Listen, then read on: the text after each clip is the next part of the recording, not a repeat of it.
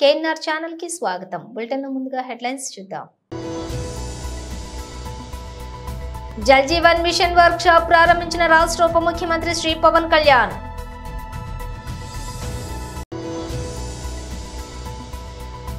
దేశ గౌరవం కోసం కాంగ్రెస్ రాజ్ భవన్ ముట్టడి, సీఎం రేవంత్ రెడ్డి నేతృత్వంలో పోరాటం.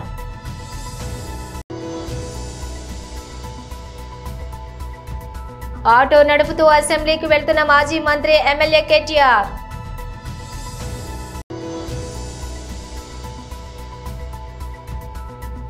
మంత్రి పొన్నం ప్రభాకర్ రవాణా మరియు బీసీ సంక్షేమ శాఖ. Jal Jeevan mission workshop ప్రారంభించిన రాష్ట్ర ఉప ముఖ్యమంత్రి Shri Pawan Kalyan. State level workshop Jal Jeevan missions ఇంప్లిమెంటేషన్కి సంబంధించి ఈ స్టేట్ లెవెల్ వర్క్ షాప్కి వచ్చేసిన 26 జిల్లాల నుంచి వచ్చిన సూపరింటెండెంట్ ఇంజనీర్స్కి, ఎగ్జిక్యూటివ్ ఇంజనీర్స్కి, అలాగే ఇక్కడికి వచ్చిన మీడియా సన్నిహితులకి నా హృదయపూర్వక నమస్కారాలు.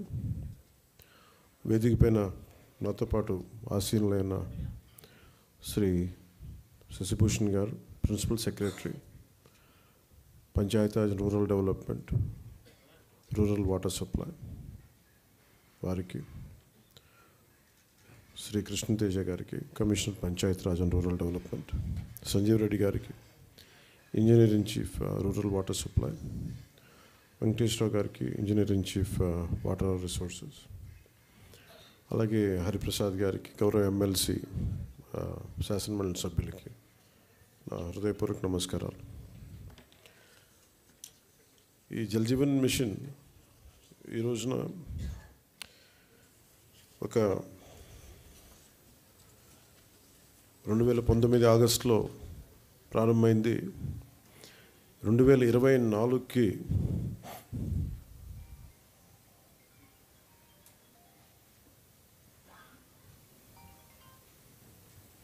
క్షమించండి 2024కి దీన్ని మరింత బలోపేతం చేయాలని. ఇప్పటిదాకా జల్ జీవన్ మిషన్ కేవలం నీటిని అందించడం దాని వరకే అంతవరకు పరిమితమైంది. ఇది గౌరవ ప్రధానమంత్రి శ్రీ నరేంద్ర మోదీ గారి కళ. ఇది కనీసం రోజుకి ఒక 55 లీటర్లు నీళ్లు సగటున మనిషికి ఇవ్వాలి అని, అది కూడా పరిశుభ్రమైన నీరు ఇవ్వాలి అనేది అల్టిమేట్ గోల్. ఏంటంటే జల్ జీవన్ మిషన్కి సంబంధించి నిరంతరం నీటి సరఫరా ఉండాలి ప్రతి ఒక్కరికి అనేది ఆకాంక్ష, ఆశయం. దాంట్లో కనీసం ముందస్తుగా కనీసం 55 లీటర్లు కనీసం ఇవ్వాలి అనేది ఆకాంక్షతోటి స్టార్ట్ అయింది. ఇప్పుడు ఈ అమృతధార ఈ వర్క్షాప్ని ఎందుకు అమృతధార అని పెట్టాము Jal Jeevan mission revamp program కింద అనుకుంటే, ఒకటి ఉన్న నీటి వనరులని బలోపేతం చేయటం, అలాగే maintenance of existing schemes, already ఉన్న వాటర్ స్కీమ్స్ అన్నిటినీ వాటి మెయింటెనెన్స్ ఎలా ఉన్నాయి ఏంటి అనేది, అలాగే వాటర్ కన్జర్వేషన్ కూడా ఎంత కీలకమో. దీన్ని జల్ జీవన్ మిషన్లో లేదు, కానీ ఇది మనం తీసుకున్న తర్వాత కొత్త ప్రభుత్వం ఎన్డీఏ ప్రభుత్వం వచ్చిన తర్వాత మనం తీసుకునేవి వాటర్ కన్జర్వేషన్ కూడా చాలా కీలకమైంది. అలాగే ట్రైనింగ్ అండ్ కెపాసిటీ, ఒకటికి ఉద్యోగస్తులకే కాకుండా ప్రజలను కూడా దీంట్లో భాగస్వామ్యం చేయాలనేదే ఒకటి. అలాగే దీంట్లో ఈ ఐటీ సిస్టమ్స్ ద్వారా దీన్ని మనం స్ట్రీమ్లైన్ ఆపరేట్ చేసే విధానం, అలాగే గ్రీవెన్స్ రిడ్రెసల్, ఏమైతే నీటి సరఫరాలు ఇబ్బందులు ఏమున్నాయో రిపీటెడ్గా వచ్చే అవుట్ ఆఫ్ మెయింటెనెన్స్, వాటికి కూడా ఒక విధి విధానాలని రూపొందించడం, అది దీనికి సంబంధించి ఈ అమృతధార సంబంధించి. దేశ గౌరవం కోసం కాంగ్రెస్ రాజ్ భవన్ ముట్టడి, సీఎం రేవంత్ రెడ్డి నేతృత్వంలో పోరాటం.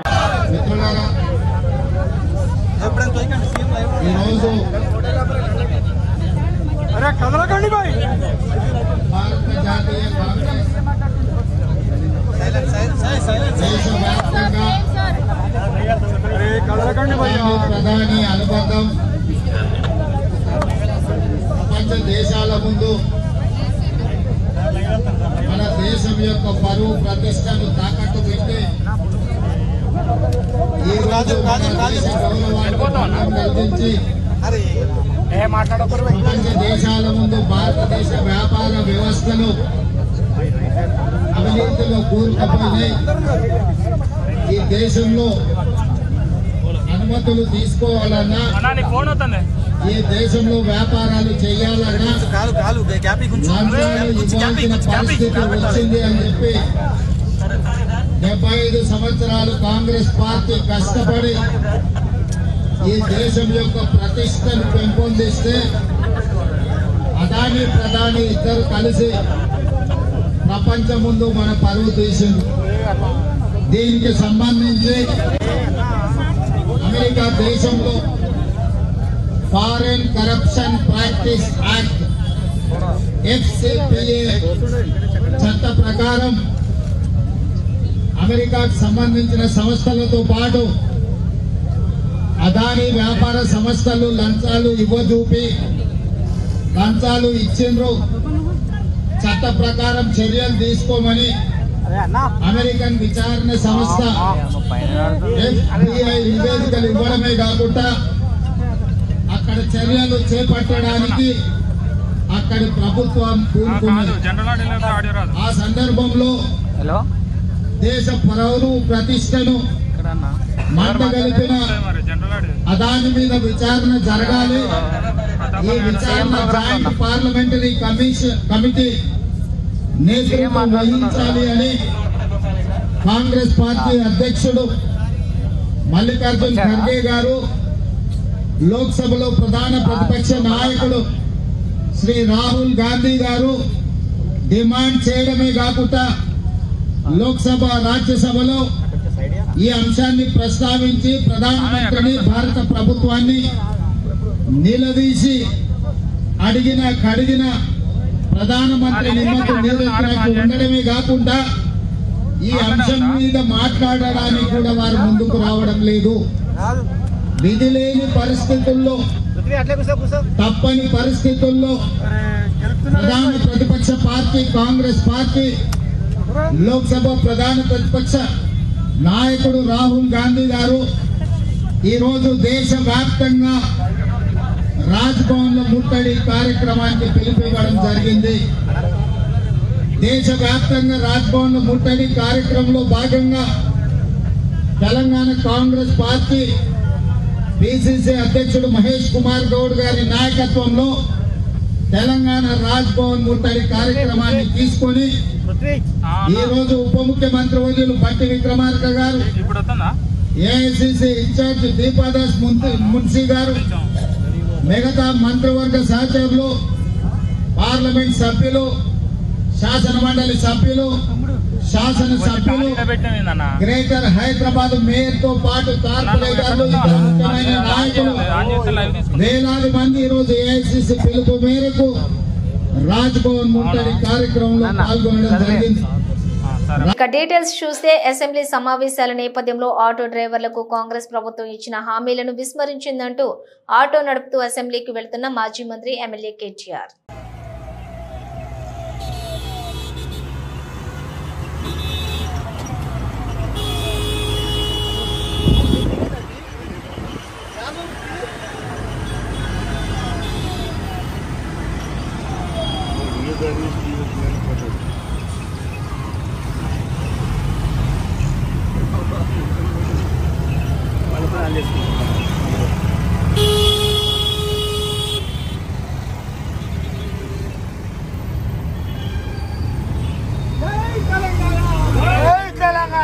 మంత్రి పొన్నం ప్రభాకర్ రవాణా మరియు బీసీ సంక్షేమ శాఖ బీఆర్ఎస్ పార్టీ ఆటో కార్మికులపైన ముసలి కన్నీరు కారుస్తోంది. ఆటో కార్మికులపై మీకు చిత్తశుద్ధి ఉంటే మీ ప్రభుత్వం ఉన్న 10 సంవత్సరాల్లో వారి సంక్షేమం కోసం తీసుకున్న చర్యలు ఏంటి చెప్పాలి. మెట్రో వస్తే ఇతర వాటిపై ప్రభావం పడిందని, మహిళలకు ఉచిత ప్రయాణం ఇస్తే ఆటోలపై ప్రభావం పడిందని ఆరోపణలు తప్పు. బస్సు ప్రయాణికుల ఇంటికి వెళ్లడం లేదు. గతంలో లాగానే బస్ స్టాండ్ నుంచి పోతోంది. ప్రజల ఇంటి దగ్గర నుండి బస్ స్టాండ్ కి వెళ్లడానికి ఆటోలను వాడుతున్నారు. ఎన్నికలలో ఆటో కార్మికులకు 12,000 సంవత్సరానికి ఇస్తామని అన్నాం. మే నిర్వాహకం వల్ల, ఆర్థిక సంక్షోభం వల్ల ఈ సంవత్సరం ఇవ్వలేకపోయాం. భవిష్యత్తులో ఆటో కార్మికులను ఆదుకునే బాధ్యత మా ప్రభుత్వానికి ఉంది. ఆటో కార్మికులు వేసుకునే డ్రెస్సులు వేసుకోవడం, నిన్న బేడీలు వేసుకునే వేషాలు వేయటం రాజకీయ డ్రామా. అటువంటివి చేయకండి. మీకేమైనా చిత్తశుద్ధి ఉంటే ఏనాడైనా రవాణా శాఖ మంత్రికి ఆటో కార్మికుల సమస్యలపై రీప్రజెంటేషన్ చేశారా? రాజకీయాల కోసం, నిరసనలు చెప్పడం కోసం ప్రజాస్వామికంగా ఆటో కార్మికులను తీసుకుని రండి. ఆటో కార్మికుల సమస్యలపై చర్చిద్దాం. డ్రెస్సులు వేసుకొని ఇతరత్ర ఏదో ఇటువంటి వేషాలు వేసేటువంటి ప్రయత్నం, నిన్న బేడీలు వేసుకొని ఇటువంటి చేయడం అనేటువంటిది పొలిటికల్ డ్రామా. అటువంటి చేయకండి. నిజంగా మీరు ఏమైనా చిత్తశుద్ధి ఉంటే నేను అడుగుతా ఉన్న టీఆర్ఎస్ రిజిస్ట్రేటర్ పార్టీ కావచ్చు, టీఆర్ఎస్ పొలిటికల్ పార్టీ ఎన్నడైనా ట్రాన్స్పోర్ట్ మినిస్టర్కు ఆటో కార్మికుల మీద ఈ డెమోక్రసీలో ఈ సమస్యలు నేను రిప్రజెంటేషన్ చేసిరా?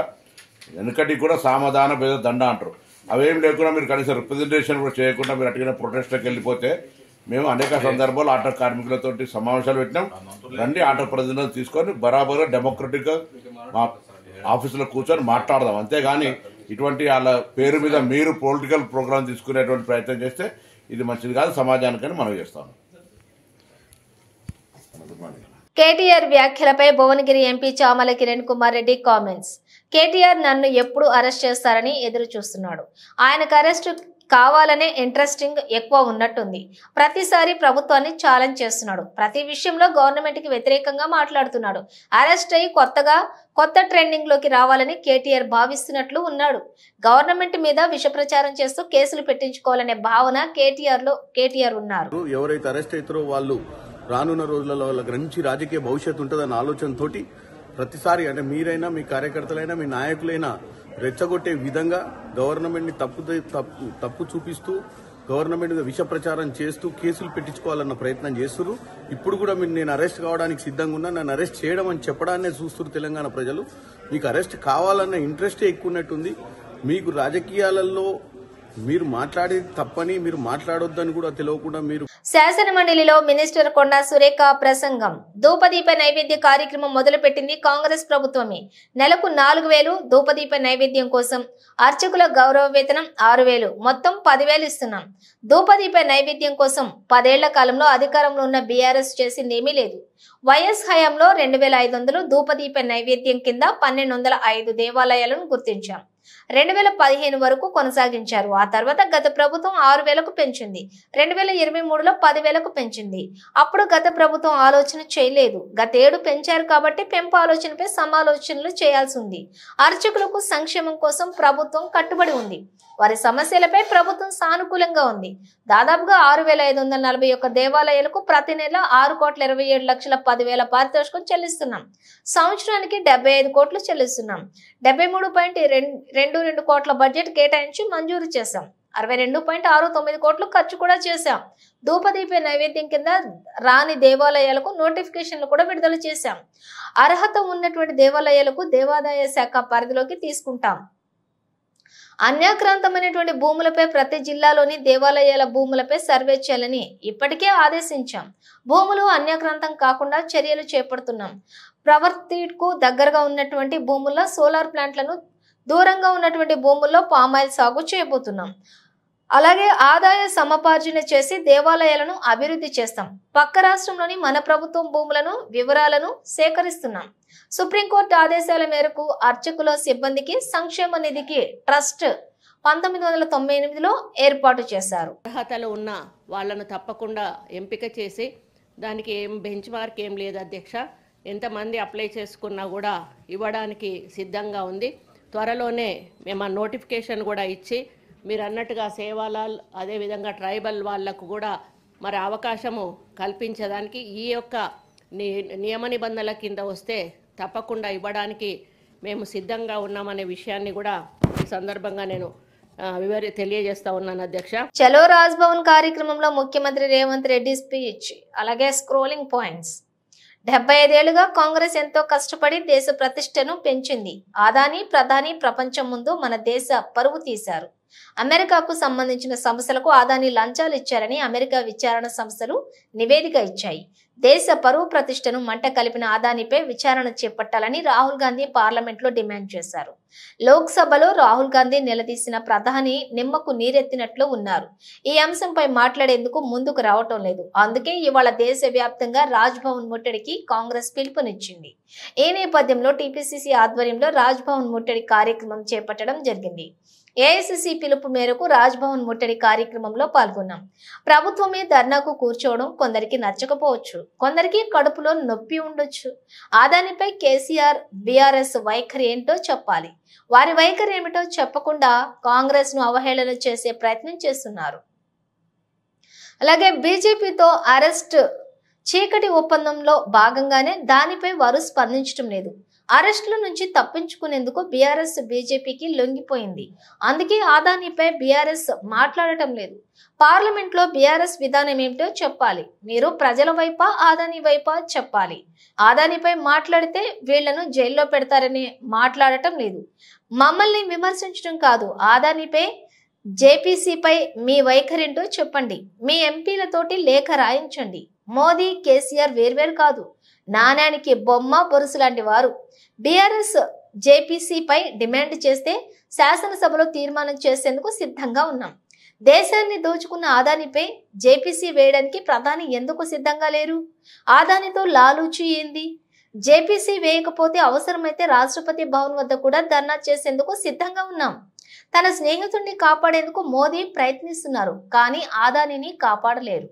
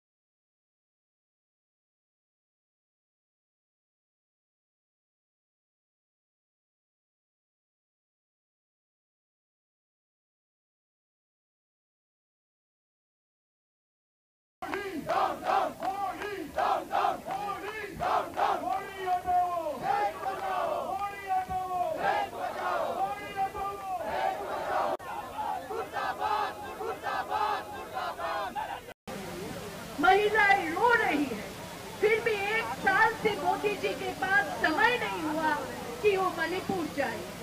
वो बिजी है अदानी जी को सिर्फ अदानी जी को आगे कैसे बढ़ाया जाए और देश की संपत्ति लूट कर अदानी जी को।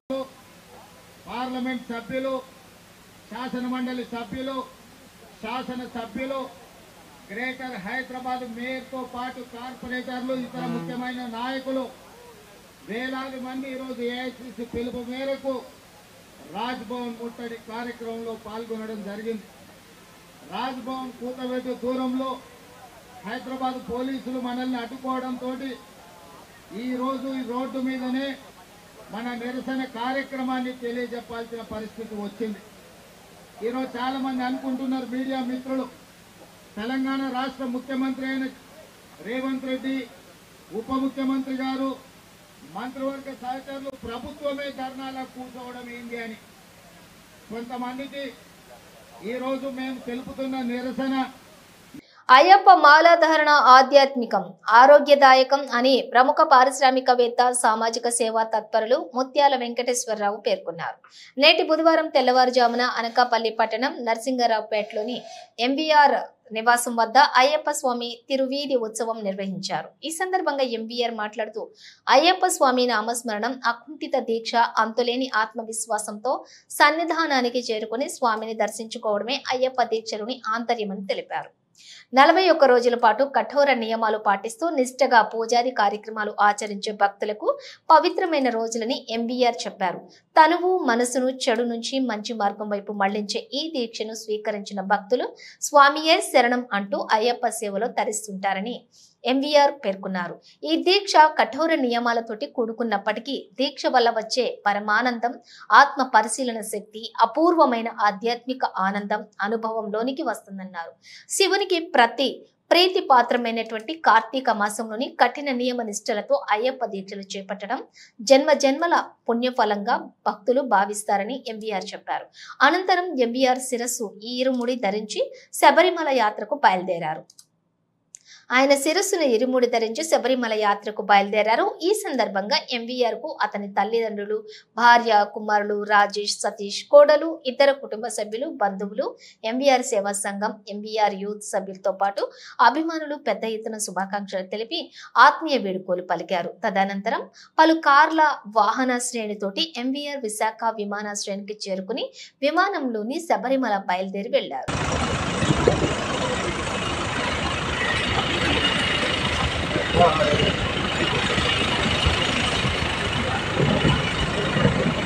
బులెటిన్ ముగించే ముందు హెడ్లైన్స్ మరోసారి. Jal Jeevan mission workshop ప్రారంభించిన రాష్ట్ర ఉప ముఖ్యమంత్రి శ్రీ పవన్ కళ్యాణ్.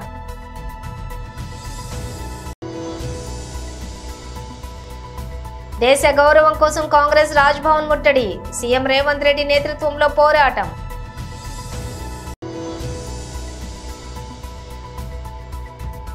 ఆటో నడుపుతూ అసెంబ్లీకి వెళ్తున్న మాజీ మంత్రి ఎమ్మెల్యే కేటీఆర్.